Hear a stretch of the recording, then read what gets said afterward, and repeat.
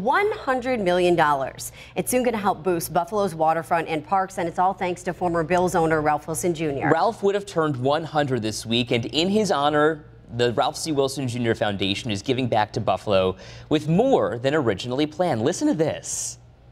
Mary Wilson, Dave, channeling her inner Ralph, pointed to me and said to all of us, and it's not going to be 50 million in Western New York and 50 million in Southeast Michigan. It's going to be 100 in both markets. And that's so great for us to hear. Mary Wilson showing her and Ralph their continued commitment to Buffalo and the Western New York community. Mary Wilson so dedicated to Western New York as a whole. Of course, Ralph was as well. Right, so we want to take a closer look at exactly what this is going to look like. So joining us now, the CEO of the foundation, David Enger. Dave, talk to us a little bit about how this is going to impact Buffalo and the Western New York community. What are we going to see here? Oh, well, you're going to see an internationally designed park. We're doing two of these, by the way. You know, there was another $100 million announcement in Detroit yesterday. That's right. That's huge for both communities. Right. And they're about 12 months ahead, just because the process was in place a little sooner. They selected Michael Van Valkenburg, an international designer, modern-day Olmsted, to build the park on the river there.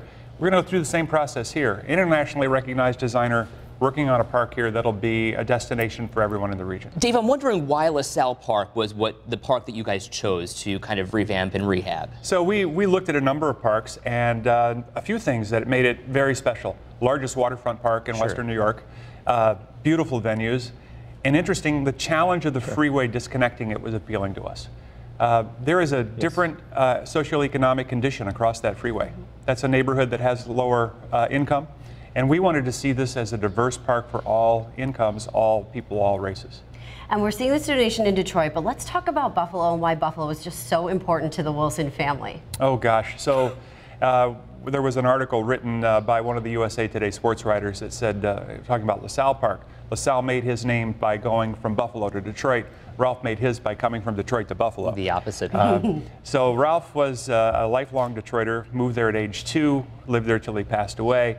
The coolest thing ever is that he made his name and his reputation here in Buffalo. Dave, let me ask you this, just on a personal note. Ralph would have turned 100 this week. What do you think he would say about the Buffalo Bills, the former team, the team that he owned once? Well, you know, Ralph was just such a tenacious competitor.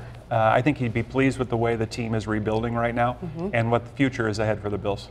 All right. I like that. Well put. Dave Enger, the CEO of the Ralph Wilson Foundation. Thanks for being with us.